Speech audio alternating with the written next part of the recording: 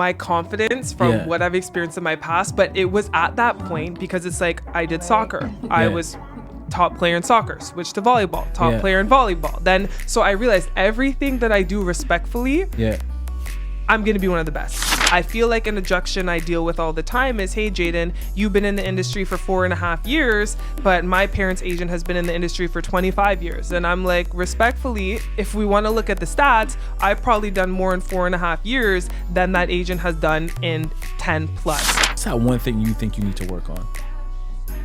I think what I need to work on... I did that for the people out there that think you're perfect. And they need to see a little bit of a flaw. They just need to see a little bit of a flaw and be like, oh, okay. She's not just as perfect, this whole thing. She's things she needs to work on. See, everybody, there's things she needs to work on. I have a lot of flaws. Welcome back, guys. Welcome back to another episode of 3 Questions with Corey Kareem, the podcast where we sit down with some amazing people who are doing some amazing things. And that's right, you guessed it. We ask them 3 questions, sometimes 4, 5, 6, 7, 8. I know. I read the comments.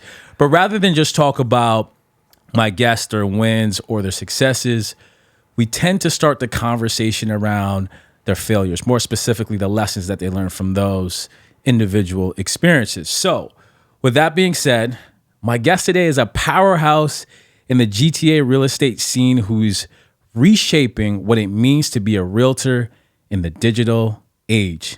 She's a former Canadian national level volleyball player and also a former collegiate volleyball star at the University of San Diego, where she got her degree in sociology and psychology.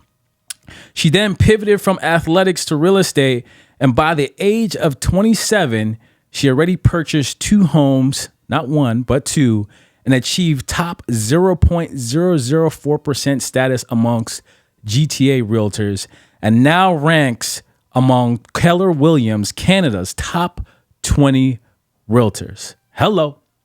But what makes my guest a standout isn't just her numbers, y'all. It's how she built her brand. Forget expensive billboards or listing blitzes. She grew through Instagram Reels, TikToks, YouTube tutorials, and content that breaks down financial literacy into digestible and relatable pieces. Although she often makes appearances on other podcasts, this is her very first time on 3 Questions. So without further ado, Jayden, welcome to the podcast. Thank you for having me. That was a great intro. Appreciate it. I got it down. You got it down. Yes, I sir. nailed it. So it's funny. I always look to people's reaction after I read back some of their accolades and accomplishments. So I find people sit in 1 or 2 camps. Camp A is, they're like, is he talking about me? And then Camp B is like, yeah, that's right. Which camp are you in?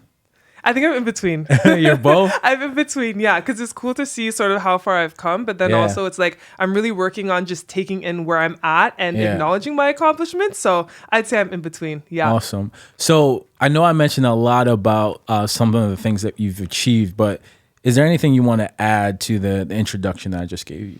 I have 3 properties. So 3. I got another one. Outdated information. Since there. 3, okay. Yeah, I would say that's right now, hopefully by the end of the year, it stays. I'm number 1 for Keller Williams in Canada for individual agents year to date. So that's exciting. But yeah, I'd say you did a really good job. All right. I love that. So I alluded to this in my intro. I usually like to start the conversation around kind of setbacks, challenges, difficult moments, how people handle those. So with that in mind, Jayden, you've built a brand around being unapologetically visible on social media. You got the suits, the high-end listings, but I want to know, what was the ugliest moment in your journey that no one saw on Instagram, and how did that moment shape the agent you are today? Okay, so that's a great question. I would say let's sort of rewind to younger Jayden. I think something about me is I always somehow encounter obstacles, but because I've encountered so many obstacles, I have built my confidence to know that anything that comes my way, I will be able to overcome. So when I was younger, I, for example, had to have knee surgery, have 2 hip surgeries, and I've had to pivot from soccer to volleyball, was told I wouldn't be able to play sports anymore, pursued volleyball, got the full scholarship when a lot of people thought that I wouldn't be able to, ended up playing professionally overseas when a lot of people told me I wouldn't be able to.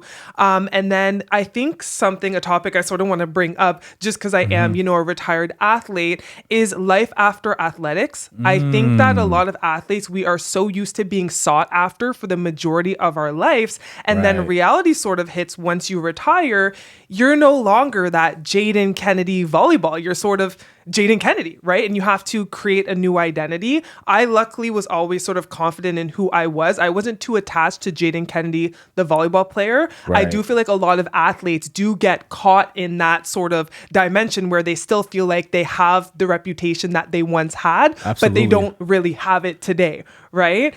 So I would say one of my biggest difficulties was I was so used to being sought after. And then I graduate university, I have this amazing resume, right? Played professionally overseas, master's, minor, all-American volleyball player, all of this stuff. And no one would hire me. And so that was a reality check for me, because I thought that because I had a great resume, that it would be really easy to get a job. And something that I learned is it's not necessarily what your resume looks like, because it doesn't matter if it's great if it doesn't get in the hands of the right people, right? So I learned early on that it's the connections that you have that will enable you to sort of progress in your career. So I came home, I started working at Enterprise Rent-A-Car, because it was the number one recruiter of NCAA athletes. So I worked there. Yeah. And I was top sales in Canada, like back to back. This was my first sales job, my first adult job, right?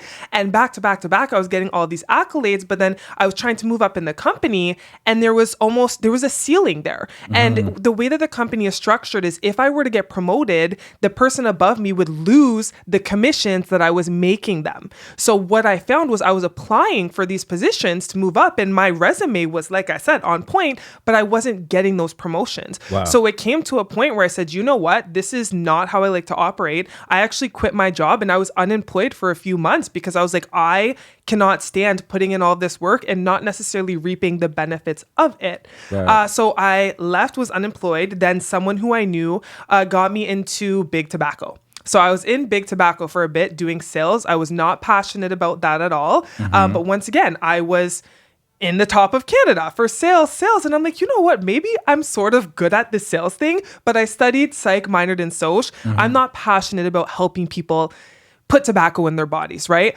So I ended up getting my real estate license, and I got my license while simultaneously working the tobacco job. And once I got enough traction in my business, I said, you know what? I am leaving the tobacco industry and I'm going all in on real estate. And it was at that time that I started really growing and sort of quadrupled my production immediately, because I had the ability to focus just on that. And now the results that I get directly reflect what comes in income-wise. And I don't have to worry about people giving me a ceiling. I now create my own ceiling. So that's been great. I get it. And there's so many things you hit on there. So let's peel back that a little bit. Because now you gave me a lot there, and it was good. So the first thing is, you talk about you're a professional athlete, and a lot of athletes have what you called an identity crisis after their athletic career is over. And I just had a conversation with another good friend of mine. He owns one of the most best private gyms in the city in Swanee, and he played NCAA football, right? And he blew out his knee, all that, had to come home, and it's like, what do I do type of thing. And so I find that so interesting, because you're absolutely right, because when you are someone that is good enough to get a full scholarship, that means most likely you are the number one person on your team for pretty much your whole entire life, or at least top 2, top 3. Yeah. Right? And now no one's really coming after you. No one's like that. And so to go through that psychological, twist, that change, it can impact some guys a lot. Like, what do I do? The second thing that stood out to me based on what you just shared was that you said you were so used to coming across obstacles that you gain confidence that anytime you come across an obstacle now, that you knew that you're gonna find a way to figure it out. Yeah. And I think that's so important. I think I don't know where I read that. I think that's in some form of psychology training, that if you've overcame things in the past, then that should give you some confidence that you can handle things that will come, across you in the future. So those two things really stood out to me. What a powerful story, though. Oh, number one in two sales, like top 10 in both sales jobs. And so that's once again, my confidence from what I've experienced in my past. But it was at that point because it's like I did soccer. I was top player in soccer, switched to volleyball, top player in volleyball. Then, so I realized everything that I do respectfully, I'm going to be one of the best. And I only do things that I am passionate about, which is what enables me to do that. But the thing is, I remember when I played soccer, I was about like 10, and this was the first like philosophical quote or something that stuck with me. But it was my coach said to us, he goes, "Hustle beats talent when talent doesn't hustle." And that hit me because I realized we were the underdogs at that point. And he's like, look, it doesn't matter that they're older, that they're significantly bigger than you, then they're stronger than you. If you outwork them, you can win. And then we win. I remember it was against this team, Glen Shields. They were a really good team and we beat them. And that just really stuck with me because it's like now it doesn't matter if I'm in real estate and I'm, there's realtors who've been in the industry for 50 years. Right. They have more experience than me. But if I out hustle them, then I'm going to catch up to them. And if I stay consistent, I'm going to pass them. So I'm so confident in my ability to succeed because one thing about me, no one's out hustling me for sure. So let's stick on the hustle thing. So I got kind of two follow-ups to that. Outside of your work ethic, what do you think makes you such a great salesperson? Like irrespective of real estate, which we're going to touch on in a little bit, but what do you think those factors are that make you such a great salesperson? Yeah, so I'm really personable. I think that understanding people's pain points and helping them address their needs is what makes me really different. I think, any salesperson or anyone in any industry, it's really important to be able to, number one, communicate with people, right? You have to have good communication skills. But then number two, to understand and listen to what it is that they need help with, and then being able to come up with a solution for them. So I feel like I'm very solution oriented. And because I have played sports in the past and I've been in very high stress situations, honestly, real estate, even though it's big transactions, is light work, right? Compared to a lot of the things I've done in the past. So it's very easy for me to identify if someone's been an athlete in the past or not, because we are really good in high intensity situations. And I find that in real estate, there's a lot of high stakes scenarios, but I am always solution oriented. Don't talk to me about the issue. Come to me with a solution, and I'm going to also come to my clients with a solution. So I would say being able to put out fires, communicate, and really understand their pain points. I love that. And it's funny, as you were sharing that with me, years ago, there was a handful of companies, I can't remember which ones, where they preferred to hire candidates that played, that had a sports background. Because their thought process was, especially if you played on a team sports, you know how to work well with people, you know how to handle different levels of conflict, right? Two, you talked about pressure. I was thinking about myself as you're describing your moments, like, when I was in high school, they're like, hey, it's 7 seconds on the clock, call a timeout. Corey, the ball's coming to you. Do you know what you're going to do with it? Right. So you learn how to handle pressure. And number two, when you're dealing with like injuries and setbacks and the training and pushing yourself to the limit, I can see how it all translates to the real world. The other thing I just want to know about, are you familiar with Ashton Hall? His videos with so he's like this internet viral sensation gym guy. I'm just gonna call him that. He's more than that, like a fitness influencer. Let's just call him that. I think he's based out of Miami, and he's gone viral for doing this. Like has this 4 a.m. routine. He gets up at 4 a.m. has this routine.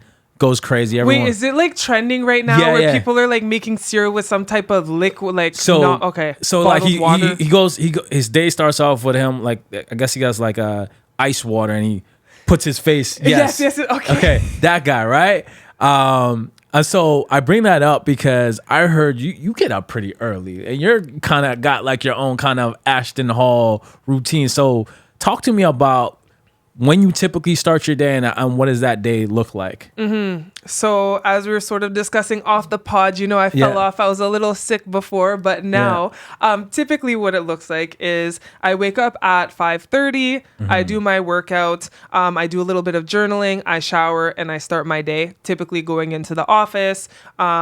Once upon a time, I was the first in the office, but also the last to leave, right? So when I get into my zone, I am tapped in. But what I do is every night before I go to bed, I write out my to-do list for the following day. And as long as I hit those, it doesn't matter if it takes me 20 minutes. It doesn't matter if it takes me 10 hours. As long as I check off my to-do list, I'm good. And one thing about me, I'm not leaving anything on my to-do list unchecked. And then I also have weekly goals, monthly goals, quarterly goals, and annual goals. So it's like the annual gets chunked into months, which goes into weeks, which goes into days. And that's how some of the big goals that I have for myself, I find are easier to digest and are more achievable because I break them down into little like bite-sized pieces. Right. Yes. So I got to ask, where does this come from? Were you always like this? Like, were you like this as a kid? Was this part of the athletic training that a coach instilled this into you? Like, where does this... I think it's just I've been so used to structure my whole life. Like when I was younger, it was wake up, go to school, train after school, right? Then it was university, wake up, wait, school, practice, school, weights, right? So I'm so used to like regimens and stuff like that that I knew I'd have to bring that into my adult life, especially because I'm not working a 9 to 5. I don't have to check in with a boss at 8 a.m., have a team meeting at 10 a.m., etc. It's I create my own schedule and I thrive on scheduling. If it's not in my schedule, it's not happening. I need that structure in my life or I'm gonna fall off. I dig it. And I'm the same way. If it's not on my calendar, it doesn't exist. Exactly. Something else to say. So some say consistency beats charisma, but charisma gets the click. So Jayden, you're known for, having sometimes a bit of a polished image and magnetic energy, which we're obviously receiving right now that you're blessing us with. But behind all that, I want to know what's the unsexy, repeatable habit that actually built your business? And how do you stay disciplined and consistent? Because obviously you've been sharing that you're so regimented, but like, how does I want you to kind of speak to somebody that wants to kind of emulate a bit of who you are right there. What would you say? Yeah. So I love that because it's sort of back to like the hustle beats talent situation, but it's really just, once again, understanding your goals and also understanding your why, right? I have a really big why behind what it is that I do. Not to get too deep into it, but I really want to help minorities build wealth through real estate. Because if we look, 9 out of 10 millionaires build and maintain their wealth through real estate. And Black people are one of the highest populations of, or I guess the lowest populations when it comes to ownership. But we're also on the lower end of the spectrum when it comes to incomes, right? So it's like there's a whole systemic situation happening that I'm trying to tear down video by video, transaction by transaction. So for me, it's understanding my why and understanding who it is that I want to help. And then that helps me remain consistent. I am very confident that I feel like I don't want to sound cocky on the podcast, but it's just like if someone works with someone else, I know that they're in the best hands with me. Right. So it's like I want to help as many people as possible. And the only way I'm going to do that is through visibility. And the way that visibility is going to come about is by putting out content consistently. I feel like a lot of people aren't really used to delayed gratification. It's like we want results right away. We want to make money. We want to help clients, but that's just not the case. So the unsexy things behind the scenes is really how my business blew up is social media, specifically Reels. But I've been posting consistently for about 4.5 years since I got my license. And I think advice for new realtors is before I even got my license, technically you're not supposed to do all of this because you're not licensed, but it's like do research and then start putting out little educational bits to your following just to give them a pulse for, okay, Jayden's getting her license and start to engage with my content a bit. Right. I have a decent following now, but when I first started, I was at about 1,000 followers, but it was me being consistent and posting that content at least once a week that has really helped me blow up. So the ugly or boring thing that I do right now is literally sit in my house and write content. A lot of people don't have the patience for that. We have Chat GPT now. It's very easy for people, just go on Chat GPT. But the issue is, once again, athlete mentality, there's not a lot of people who want to do the work on the back end in order to see the results. As an athlete, Steph Curry, sure, he's making all these threes, but you're not seeing all the time behind the scenes where the man's taking 500 threes in a row and making sure that he scores every single one of that three, right? People only see him winning the championships. They don't see all of the struggle behind the scenes. So it's the same with real estate. I'm putting in so many reps behind the scenes, but that to me is normal because with volleyball, with soccer, whatever it is that I do, I'm always doing reps without the camera on me. So I think some people, once again, think that the results are instant because they see where people are at today and they don't understand that, yeah, even though Jayden has X amount of followers, is doing X amount of transactions, if you go to the office, you'll see she's working harder than 95% of the agents. She's just not posting about it all the time. So let me ask you this. It's kind of it's a relatable question, but yeah. What don't you like doing that's a part of the process? I'd love to know. This is the issue. I feel like the process is just a part of the result. And I understand that what I do is going to impact a lot of people. I would say the most boring part, which I don't even really care, is quote unquote editing the videos. And literally, the thing is though, all I do is record videos in my backyard and then I go on Instagram and I just merge the videos. But for me, it's like, I'm not energetic. I'm not being on camera. It's just me sitting behind, crop. Right. That's the most boring, but I love it all. I love the contracts, negotiating, looking at houses, driving in my car, listening to podcasts, everything's a vibe. You love it all. Yes. You love it all. Even, do you do cold calls still? I've never done cold calls.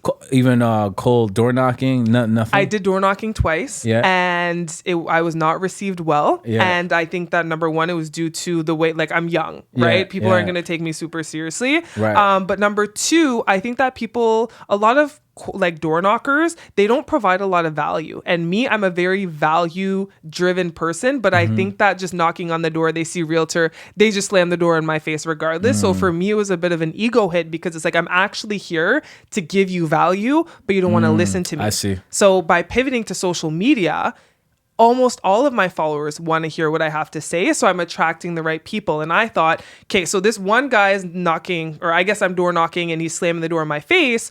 But if I go on Instagram and post a video and even get 3 views, that's 3 people that wanted to watch my content. I'm getting 3x, you know what I'm saying, the results. And that's when it started to snowball. I think that, once again, the negative experience I had from door knocking helped me pivot to social media. Interesting. Right? Yeah. I like that. So speaking of that, some would say branding is easy, but identity is hard.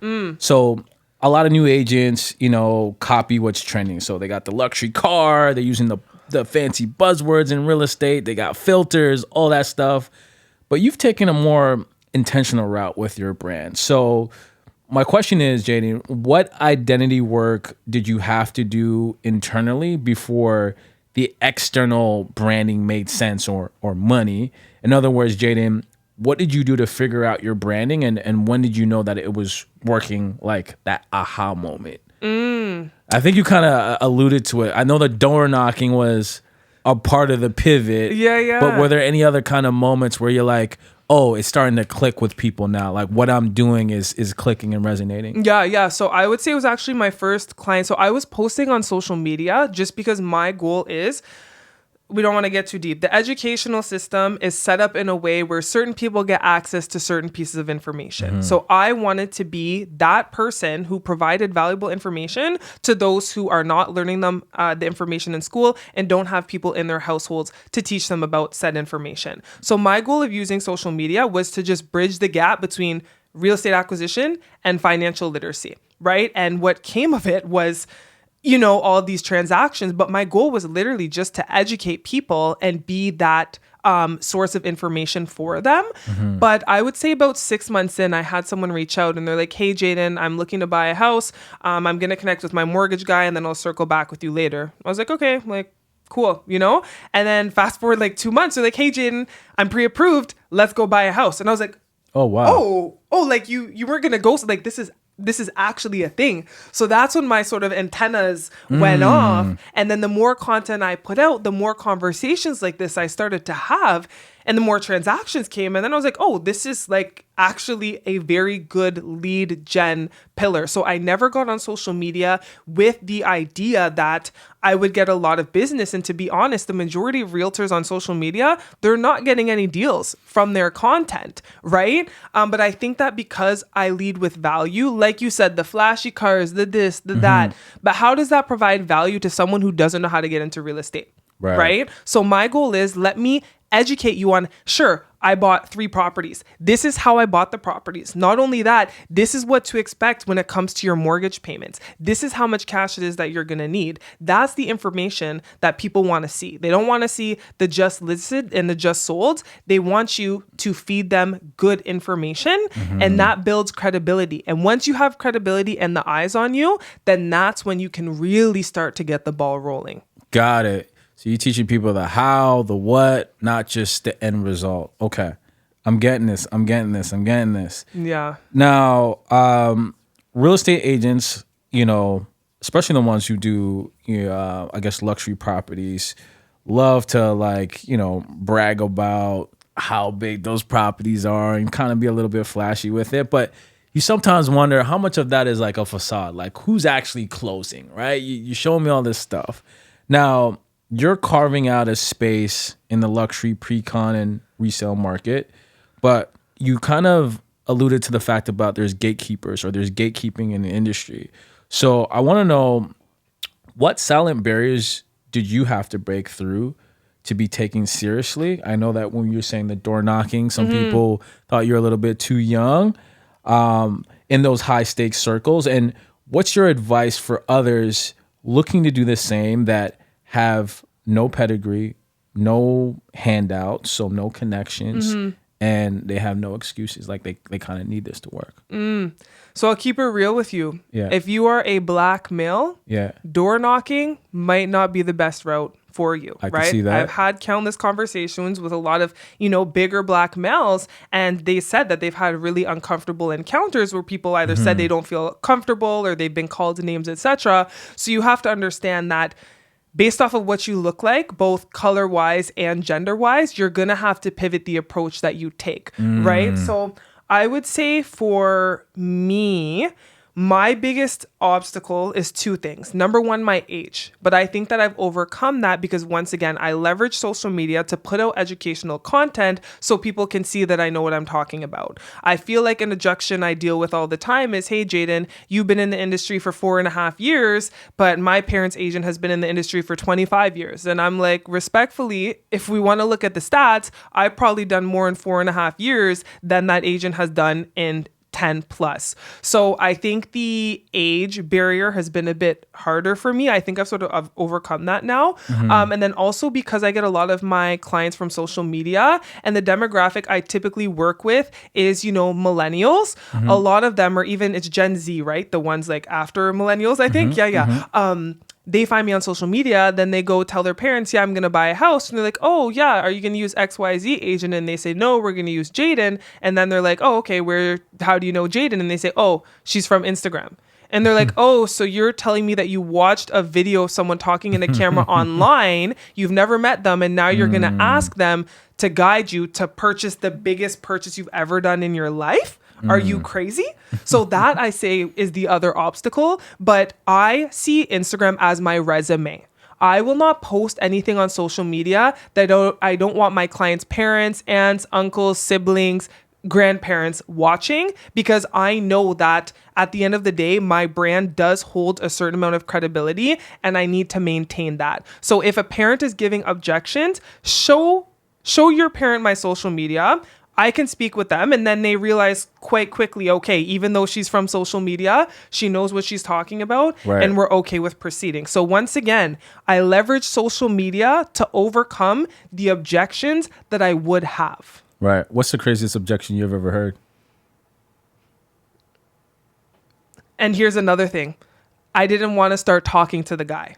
right? So there's some guys who reach out to you on social media acting like they're interested in real estate, but they're not. And once I don't show them the same interest in them as, you know, they showed me, that's when things start to go sideways, right? They send the pictures, they do the Google reviews, negative, all of that stuff. So I would say that for me, that's sort of the biggest one, because I'm very professional and I don't blur the line between work and pleasure and all of that stuff. And something that I've implemented, just, you know, a tip for the ladies out there is I do partner with a male mortgage professional. And so anytime someone says they're interested in purchasing a house, I say, okay, perfect. Connect with him and give him your docs. That right there sifts a lot of the frauds out, right? Because if they're interested in real estate, first of all, they're going to want to talk to a guy. They're okay with not talking to me. Second, if they're giving their credit okay for credit pulls and all of that, then I know that the people are actually serious. So that's a way that I've pivoted. But I would say that that's something that's a little difficult to deal with too, is just being a female and being so, you know, out on social media, is you are going to get both that and then of course a couple haters here and there too. But whatever. So you've given us thus far a master class on how to be successful at essentially anything, because I think what you've described is applicable to most industries, if not all, most careers, most professions. So I want to know, how does Jayden disconnect? Like how does she reset? Like, because that's important too, right? Yes. How does Jayden disconnect?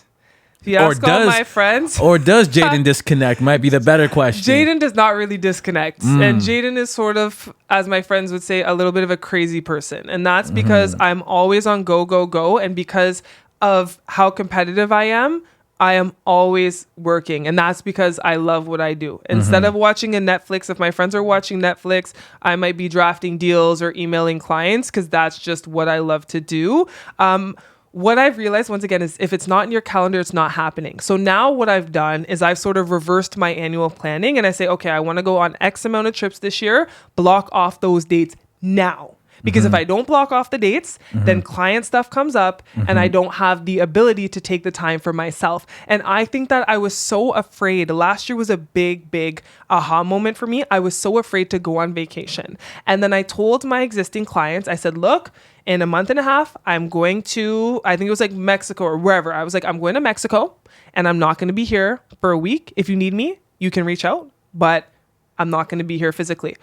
All of them were like, I love that for you. You deserve this. Go take your trip. We're not even going to bother you. We know we're closing, but you need to take time for yourself. So for me, it was like, I was so worried about, my clients are my babies, right? Like just leaving my babies and I go to another country. I was really afraid of that idea. But all of my clients are super supportive, and a lot of them have like experienced firsthand working in corporate. A lot of people get burnt out and they're like, Jayden, take the time for yourself, because if you don't, then that's when your body, sort of like what we were discussing before the podcast, your body is going to make you pay for that. And if my body makes me pay for it, I'm going to be on the sidelines. I'm not going to be able to support my clients in the capacity that I want to. So taking the time off, what I've realized is like, it's not only best for me, but it's best for my clients and everyone around me. Because in order to be my best, I do need to take that time off to just re-energize, you know? So yeah. So when you are re-energizing, so besides going on vacation, what is like a relaxing day for Jayden look like, if there is such a thing? I'm not getting paid for this. They better help me out. Go Place Spa. Okay. I like to go to Go Place. That's a good spa. I like to read a book. That's good. I'm sort of half a running girly right now. So I'm sort of going for runs-ish, not really, maybe like once a week. Got it. And then just hanging out with my friends. I think because I'm so busy, unfortunately, like I do miss out on a lot of milestones. So when I do get the opportunity to hang out with my friends, I always, you know, do my best to just unplug and really be present, because at the end of the day, when you are, you know, doing anything, you need to have the right people around you. And my friends are so, I negotiated a deal at my best friend's wedding, and they're like, crazy. That is Jayden, my best friend's wedding shower. Right. So it's like, but they understand like, that's just Jayden. That's her lifestyle. Crazy. Right? You know what I like? So that's funny and crazy at the same time. I'm having two kind of like moments with myself. Hearing you talk it's almost like hearing a version of me. Oh, no way. So it's kind of like, and now sitting on the outside, it's like, oh wow, I could see how some people might say, yo, you're crazy. But also, I thought I was hardworking, but you're definitely like a different level than I am. Now you have a whole podcast, so that's a lot of work. People tell me, yo, I thought I work hard, but now I'm getting around someone else, and I'm like, man. So there's always levels to this, but no, I find it fascinating because I get your passion, because when you're passionate about something, it doesn't really feel like work, at least most of the time. And you know, I've had the privilege, I'll call it a privilege, to give the eulogy to both my grandmother's and grandfather's funeral, which happened about 5 to 7 years apart. And I ended both of their eulogies saying the same thing. And it was a quote I got from the speaker, Les Brown, and he said something like, live full, die empty. And that sticks with me. So when I leave this planet, this earth, I want to die empty because I want to leave it all here. You're an A-type, right? You're a high achiever, and we can relate. We want to accomplish things. We want to do things. We want to create impact. We want to create legacy, and it just drives us. But I'm also now at the age, I'm a little older than you, where I also know that it's important to make time for yourself, because you know the body can check you if you don't do it yourself. Yeah. And also, like, it's also important to make time for the people around you as well, because as you start getting older, you know, you might lose a few people here and there, and then you don't want to have any kind of, you know, regrets or anything like that. And so, but again, man, just hearing you talk, I was like, wow, is this what I sound like to people? But I understand it though. You get it. I really do get it, because when you have so much in you that you want to do, that you want to accomplish, you just don't know how to turn off. But something that I ran into, and hopefully you don't get to that point, is I ran into a problem where I had trouble sleeping because my brain wouldn't shut off. And sleep is something that we take for granted because it's easy to move out the way, right? But it's one of those things, if it's compounded over time, it can start to get at your body, and so you'll start getting sick, and you'll think it has something to do with something else, but really like the sleep is like the root cause, from like anything from like brain fog to why do I feel like this? How come I'm gaining weight? To this, all these different things. So I think you got your sleep in check, but don't mess with that one. Don't mess. Yeah, and that sort of is an interesting that you bring that up. So I try my best to surround myself with other people who have similar mindsets to me, right? Yeah. So I remember when I got into real estate, my goal was I want to make 100K, right? Yeah. And then I was talking to an agent. He's like, 100K, like, what about 10 mil? And I was like, damn. And then I said, I'm like, in my first 5 years, I want to buy a house. And this other realtor told me, she's like, buy one house in 5 years. She's like, you got to buy a house every other year. And like surrounding yourself with those types of people who are like, I think my goals are big, but they're like, no, respectfully, your goals are very small, right? So it's really important to surround yourself with those people. And I always actively go out of my way to like ask people, you know, who do you know that I should connect with? Because I'm always trying to surround myself with bigger thinkers, because sometimes it takes seeing someone doing something in order to sort of open your mind. And that's why something that's also been a blessing from doing all the work that I am is that I am inspiring a lot of Black people to get into real estate, be it investing or becoming an agent. And they're like, look, we don't see many people, you know, your age that look like you doing what it is that you do. So I think that as I continue to climb the ladder, the ladder's like up to the ceiling and I'm like right here. But like, as I continue to climb the ladder, I want to ensure that I'm also providing some ropes to those who are under me to sort of help bring them up.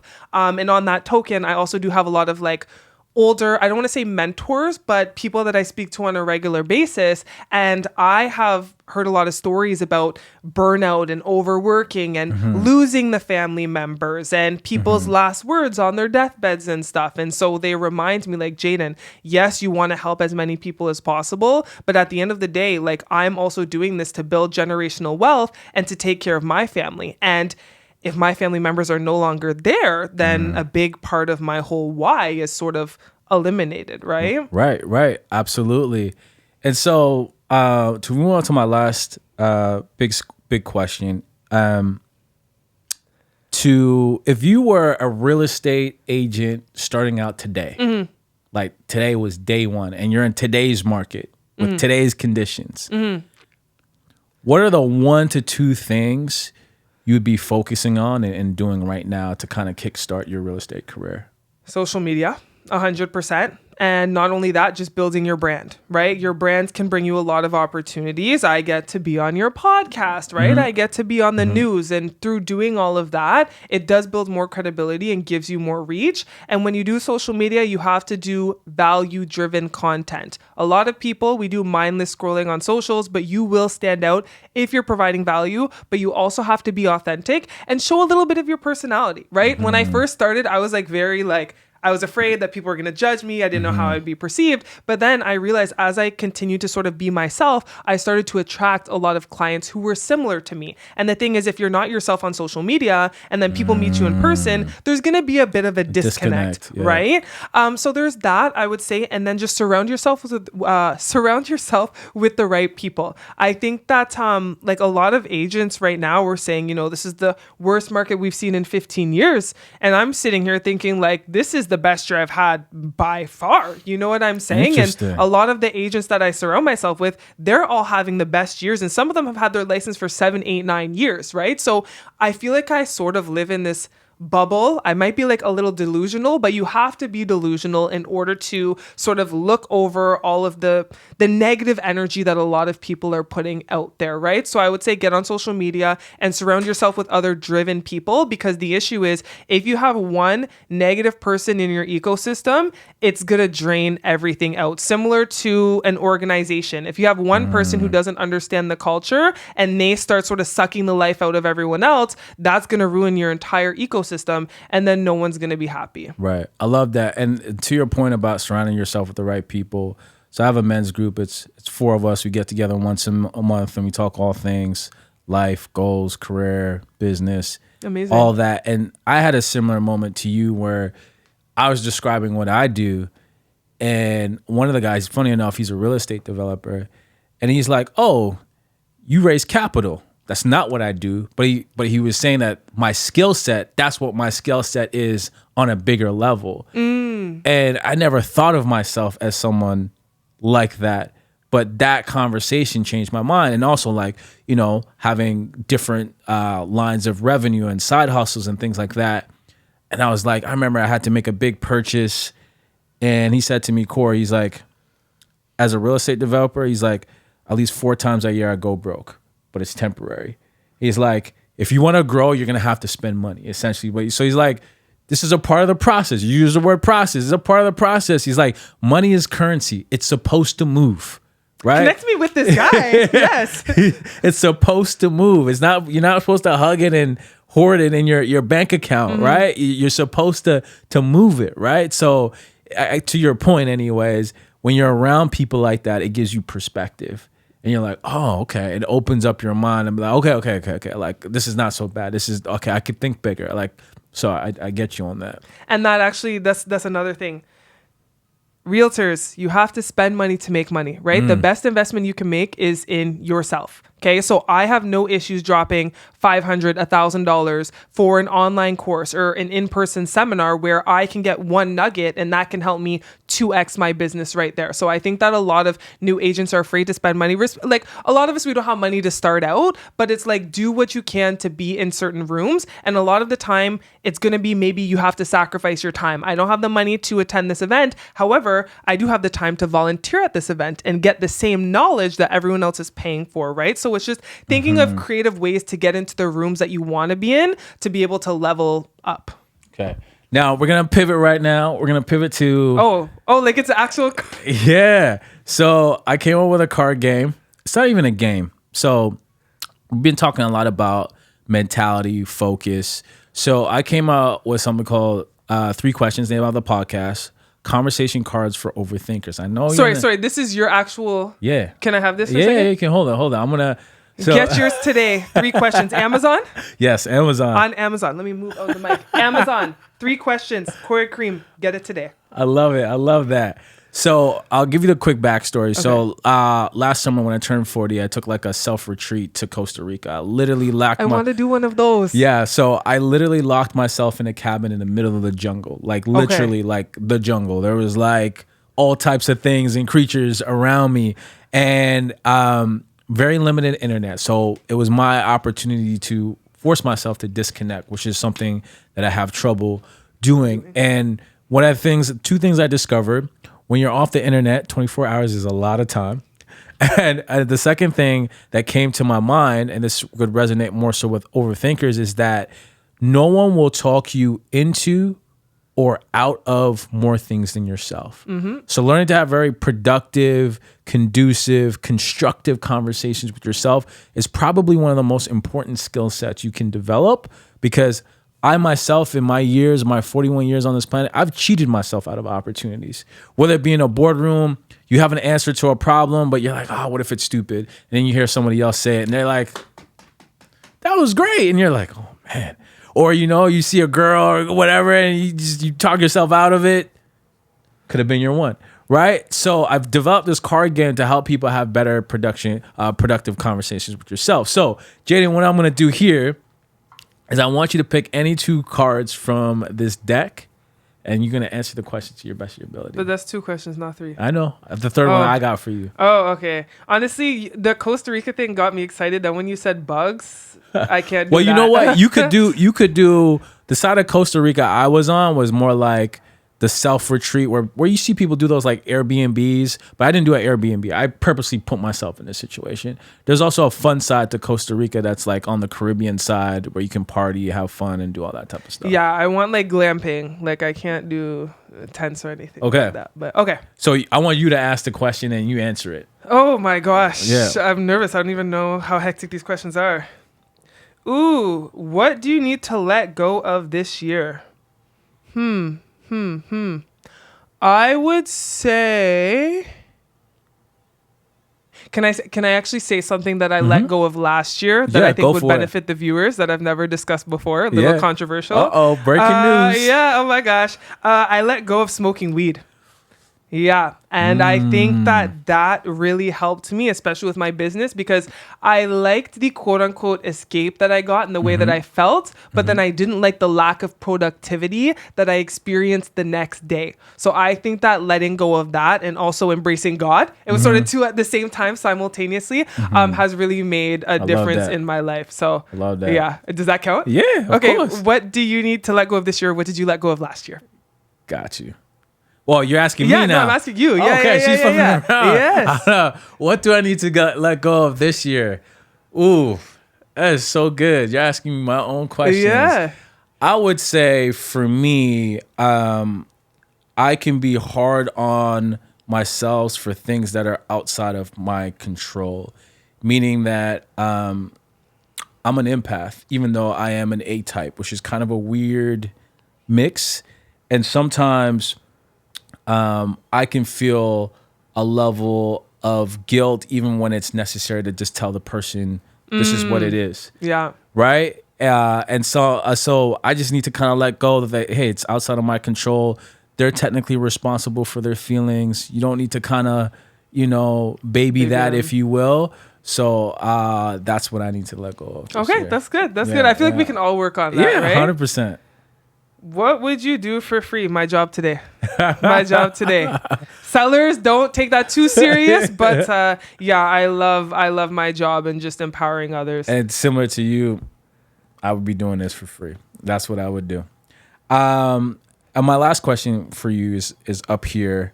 What is a quote or a mantra that you currently live by? Like, I'll give you an example for myself. So for me, this is not really a quote, but will kind of help you think about it. In my room, I have a picture of Kawhi Leonard when he hit that game-winning shot against Philadelphia. Yeah. And it's a reminder for me to shoot my shot every day. Okay, good. Yeah. I would say that everything happens for me, not to me. So anything that I experience, even though it could be perceived as something negative, right away. A lot of the time, the pieces sort of come together long term. And I would just say that understanding that everything does happen for a reason and that I'm going to grow from any adversity it is that I face. Mm-hmm. Can I throw one more to you? I mean, I guess. What is something, I know you said you kind of need to work on what I just mentioned, but what do you think what's that one thing you think you need to work on? I think what I need to work on, I was reading a book and I sort of reflected on this, and I don't know if my friends would say this or not, but it's, I get so excited in our conversations, like with my friends, that I feel like I cut them off and I sort of inject my thoughts on the situation without listening to their whole thing. And then I only realize this because half the time they forget what they were talking about by the time I finish sort of saying what it is that I have to say. So I think just being a better, my clients, right? But when it comes to my friends, I just yap too much. I need to really listen to what it is that they're trying to tell me and then give my opinion after that. I did that for the people out there that think you're perfect and they need to see a little bit of a flaw. They just need to see a little bit of a flaw and be like, oh, okay. She's not just as perfect, this whole thing. She just thinks she needs to work on. See, everybody, there's things she needs to work on. I have a lot of flaws, yes. Okay. Well, Jayden, this concludes this episode of 3 Questions with Corey Kareem. But I want to give you a chance to plug anything that you're working on. Maybe it's an event, maybe it's just your socials, anything like that. I'd give a shout out to 50 for Free. It's a nonprofit that I work with. They work with underserved youth and they just teach them about basketball and also financial literacy. So we do host a lot of workshops like March Break. There's a free camp where you get to play basketball with some like former national team players, whatever. And then you also get to sit in the classroom with me and learn about bank accounts, savings, investing, real estate, and all of that fun stuff. So I'd give a shout out to them. And I give a shout out to Nick Moretti. He's one of my colleagues. He was actually the person that said, Jayden, what the hell are you doing? You need to quit your full-time job and you need to go into real estate full-time because my life would not be how it is today without him. So those are my shout outs. Oh, and my mom and my dad and my brother, of course, and my best friends. Shout out to Nick and the family, of course. Well, guys, for my listeners, for my audience that tune into every episode, I like to end each episode with saying this. Sometimes you don't need to learn anything new. You just need to see that somebody else went through it too. So with that being said, Jayden and myself are out. Peace and love. Until the next time.